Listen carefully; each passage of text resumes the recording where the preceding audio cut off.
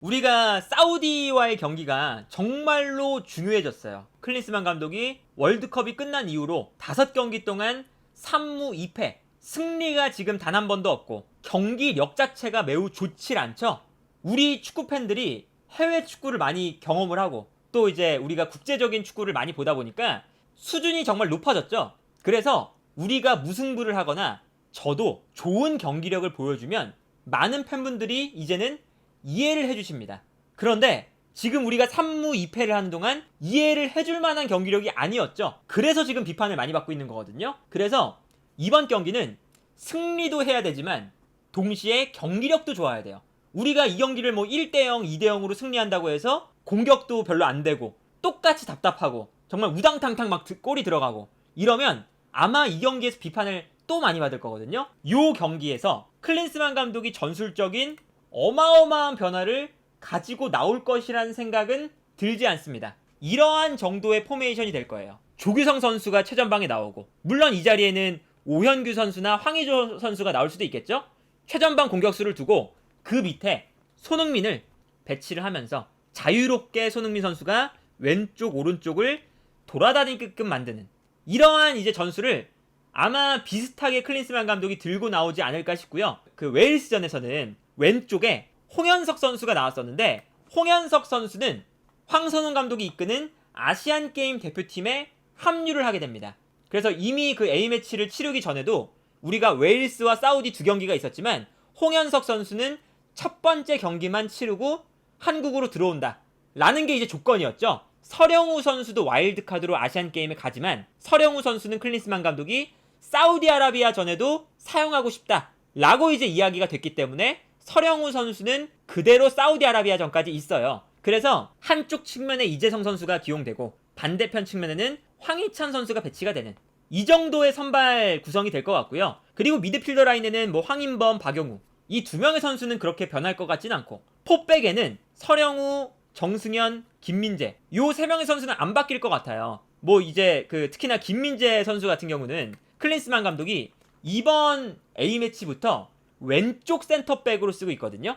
그리고 이렇게 왼쪽 센터백으로 쓰고 있다는 건 아마 클린스만 감독이 바이에른 뮌헨에서 김민재가 왼쪽 센터백으로 나오니까 그리고 나폴리에서도 왼쪽 센터백으로 나왔었으니까 김민재를 왼쪽 센터백에 활용하고 싶어 한다는 생각이 듭니다.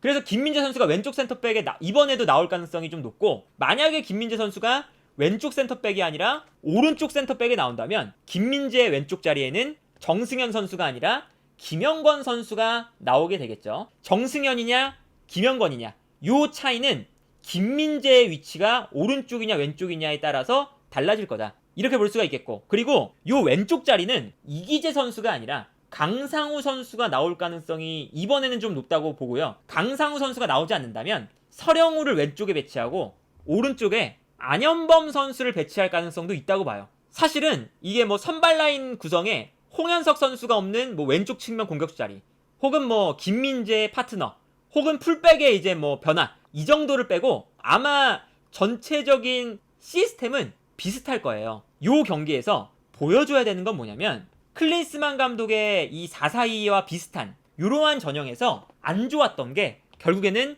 중앙 미드필더 라인의 부담이 너무나도 크다는 거죠. 그러니까 우리가 4-4-2를 쓰면 보통 최전방 공격수에 배치된 선수가 안쪽으로 들어와서 중원 싸움에 가담을 해주거나 아니면 좌우 측면 공격수들이 안쪽으로 들어와서 중원 싸움을 도와주게끔 만들거든요. 이거는 4-4-2를 즐겨 쓰는 유럽 감독들의 트렌드와 같은 거예요. 뭐 예를 들면 시메오네 감독이라던가 에메리 감독이라던가 4-4-2를 쓰면 중앙 미드필더가 2명이니까 약간 중원 싸움이 부족해요. 그래서 좌우 측면에 그냥 전형적인 측면 공격수나 윙어를 배치하는 게 아니라 우리 대표팀이 6월, 뭐 3월 이때처럼 좌우 측면에 이재성, 홍현석, 이강인 이렇게 중앙 미드필더에 가까운 선수들을 측면에 배치하고 중원 싸움을 도와주게끔 만듭니다. 그런데 우리 클린스만 감독이 이끄는 대표팀이 안 좋았던 건 뭐냐면 이러한 트렌드를 전혀 안 따라가고 있었다는 거죠. 너무 중원에서 싸움이 부족하다, 선수가 부족하다 라고 느꼈던 게 이재성이라는 사실은 이재성 선수가 마인츠에서도 핵심 중에 핵심으로 뛰는 이유가 측면과 중앙을 모두 소화할 수 있기 때문이거든요. 심지어 이재성 선수는 마인츠에서 이재성의 위치에 따라서 중앙 미드필더가 한 명 늘어날 때도 있고요. 측면 공격수가 늘어날 때도 있어요. 그런데 우리 클린스만 감독이 웨일스전에 보면 이재성을 그냥 측면에 배치해서 여기서 이재성 선수가 거의 안쪽으로 들어오는 빈도가 없어요. 심지어 홍현석 선수도 측면에 배치될 때 안쪽으로 들어오는 빈도가 없었죠. 그리고 이거는 우리가 6월 A매치, 3월 A매치 때 이강인 선수가 측면에 배치될 때도 똑같았습니다. 그러니까 이게 약간 이치에 안 맞는 거죠. 중앙지향적인 선수를 측면에 배치할 거면 안쪽에 들어오게끔 만들거나 그래야 되는데 중앙지향적인 이재성, 홍현석, 이강인을 측면에 배치하면서 그냥 측면 지역에만 머무르게 하면 사실은 이 지역에는 이재성이나 홍현석, 이강인을 배치하는 게 아니라 문선민이나 황희찬이나 이렇게 조금 더 측면 공격수에 가까운 선수를 배치하는 게 맞거든요. 근데 왜 이렇게 중앙 미드필더에 가까운 선수들을 측면에 배치하면서 정말 말 그대로 측면에서만 쓰느냐 라는 비판을 지금 듣고 있는 거고, 그거를 아마 이번 경기에서 클린스만 감독이 어느 정도 해결책을 보여줘야 될 겁니다. 우리가 이 손흥민 선수를 최전방 투톱 중에 한 자리에 배치하는 이유가 그냥 이 자리에 배치하는 게 아니거든요. 손흥민을 최전방에 배치하는 건 벤투 감독 시절 때부터 어떠한 의도가 있었냐면, 당연히 국가대표팀 선수들 중에서 손흥민 선수가 가장 득점을 많이 하고 가장 공격 포인트를 올려줄 수 있고 위협적인 선수이기 때문에 조금 더 높은 지역에서 조금 더 공격적인 플레이를 해달라 라는 게 손흥민 투톱에서 우리가 원하는 바예요. 그런데 여기서 이제 연쇄적인 문제가 발생을 합니다. 좌우 측면 미드필더들이 안쪽으로 안 들어오니까 당연히 중원 싸움이 부족해져요. 그래서 우리가 빌드업을 할 때 중원을 거쳐서 앞쪽으로 패스가 전개가 안 되죠. 그러니까 사실상 손흥민 선수가 내려와서 플레이를 해요. 볼이 너무 안 오니까. 그리고 심지어 수비를 할 때도 중앙에 선수가 부족하고 반면에 측면 미드필더들은 안쪽으로 안 들어와주고 하니까 결국에는 손흥민 선수가 내려와서 우리가 지난 경기에서 이러한 전형이었죠. 사실상 4-4-2가 아니라 4-1-4-1 전형이었어요. 손흥민이 오른쪽 중앙 미드필더처럼 뛰면서 공격할 때는 올라가고 내려와주는 이러한 전형이었단 말이에요. 이러면 손흥민을 위에 두는 의미가 없어요. 이럴 거면 그냥 손흥민을 왼쪽 측면에 배치를 시켜서 측면에서 달려나가라 이런 역할을 주면 되지, 굳이 최전방에 배치를 해서 내려와서 중앙 미드필더처럼 플레이하는 이럴 이유가 없거든요. 근데 어쨌든 웨일스전에서는 이러한 전술을 썼으니까 만약에 사우디아라비아전에서도 이러한 전술을 쓴다면 손흥민 선수가 내려왔을 때 내려온 만큼의 효과를 클린스만 감독이 보여줘야 됩니다. 예를 들면 전방에 있다가 순간적으로 내려와주면 우리가 공격을 할 때 상대 미드필더들이 당연히 손흥민에게 쏠리지 않겠어요? 우리의 가장 스타고 이 선수는 세계적인 스타니까. 그러면 쏠릴 때 뭐 측면에 있는 선수라던가 아니면 뭐 중앙 미드필더에 있는 선수들이 이 공간을 활용을 해주면서 손흥민 선수가 끌어준 공간을 활용을 하면서 이렇게 스위칭이 되거나 그러면 이제 이재성이 안쪽으로 들어오면서 수비가 또 끌려 들어오면 이때 손흥민이 돌아뛰거나 아니면 뭐 풀백이 공격적으로 올라오거나 이런 식으로 손흥민의 움직임이 폭넓게 이루어진다면 폭넓게 이루어질 때 상대 수비가 흔들리는 이러한 요 틈을 유기적으로 활용을 해야 되거든요. 근데 저 틈을 우리가 유기적으로 지난 경기에서는 활용을 하지 못했죠.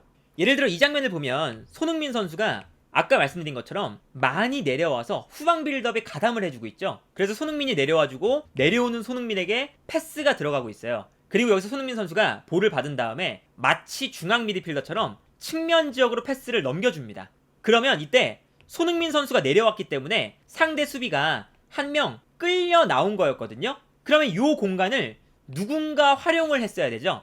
예를 들면 뭐 측면에 있었던 선수가 침투를 해 들어간다거나 아니면 최전방 공격수가 이 공간으로 뛰어 들어간다거나 이런 연속적인 동작이 나와야 되는데, 이 다음 장면을 보면요, 손흥민 선수가 볼을 받아서 측면으로 볼을 전개했을 때 손흥민이 끌고 나온 공간, 상대 수비가 손흥민을 막기 위해서 올라온 요 공간을 우리가 활용을 못합니다. 선수들의 위치를 보면요, 측면에 있는 선수도 그냥 측면에만 위치하고 있고 최전방 공격수에 있는 선수도 그냥 전방에만 머물고 있죠. 만약에 이 선수들이 침투를 해 들어가면 당연히 상대의 수비를 무너뜨릴 수 있는 패턴들이 나오게 되거든요. 근데 이러한 2차적인 동작이 너무 부족한 게 문제예요. 그러니까 손흥민 선수가 뭐 자유롭게 움직이면서 후방 빌드업 가담하고 이것 자체가 엄청난 문제까지는 아니에요. 그러한 플레이를 당연히 우리 대표팀에서 가장 뛰어난 선수니까 할 수 있는 선수고, 그러한 플레이를 했을 때 우리가 얻어가는 장점들도 있습니다. 근데 그러한 플레이를 했을 때 손흥민이 공간을 만들어줬으면 그 공간으로 누군가가 뛰어들어가거나 스위칭이 되거나 이러한 공격적인 약속이 있어야 되는데 그러한 약속이 지금 없다는 게 문제죠. 사실 손흥민 선수는 요 앞쪽에서 플레이할 때 월드 클래스인 선수인데 내려와서 플레이하는 것보다 당연히 올라가서 공격에 가담하는 것이 더 위력적이에요. 손흥민 선수가. 손흥민의 이러한 위력을 우리가 밑에서 쓰면서 밑에서 쓸 때 그 장점도 우리가 가져가지 못하면 손흥민을 밑에서 쓰는 이유가 없는 거죠. 근데 지금 우리가 그 웨일스전에서는 이러한 현상들이 나타났었고 웨일스의 수비가 너무 단단해서 우리가 공간을 찾을 수가 없었다 라고 인터뷰를 했었어요. 클린스만 감독이. 그런데 그 공간을 만들어내는 건 감독의 역할이다 라고 할 수가 있거든요. 그러니까 예를 들면 과르디올라 감독도 나는 선수들이 능력을 발휘할 수 있도록 공간을 만들어주고 득점을 할 수 있는 찬스를 만들어주는 패턴을 만들어주고 이런 것까지는 내가 한다. 다만 거기서 이제 결정을 짓거나 거기서 이제 뭐 침투를 해서 무언가를 만들어내는 건 선수들의 몫이다. 이렇게 인터뷰를 하잖아요. 그러면 그 이제 패턴을 우리가 사우디아라비아 전에서는 보여줄 수 있어야 되죠. 공간 정도는 우리가 만들 수 있다. 그런 장면들이 나오면 이제 클린스만 감독이 이래도 이러한 패턴들은 보여주는구나. 거기서 만약에 득점이 안 나왔으면 다음 경기엔 나오겠지. 다음번에는 더 좋은 득점으로 연결될 수가 있겠지. 이렇게 이해를 할 수가 있거든요. 그래서 사우디아라비아전에는 이런 패턴이 좀 나와야죠. 손흥민이 내려오든 뭐 중앙 미드필더로 뛰든 어떻게 하든 상대 수비가 손흥민에게 쏠려 있을 때 만들어지는 공간을 얼마나 잘 활용할 수 있는지를 클린스만이 보여줘야 된다. 근데 전체적으로 이제 예상이 되는 건 일단 전체적인 전술은 크게 바뀌진 않을 것 같고 손흥민 선수가 자유롭게 움직이는 건 바뀌지 않을 것 같은데 그 손흥민 선수의 프리롤 이게 문제라기보다 손흥민 선수의 프리롤을 활용했을 때 얼마나 우리 대표팀이 긍정적으로 가져가느냐 그게 현재 문제고 그 긍정적인 부분들을 사우디아라비아전에서는 보여줬으면 좋겠다.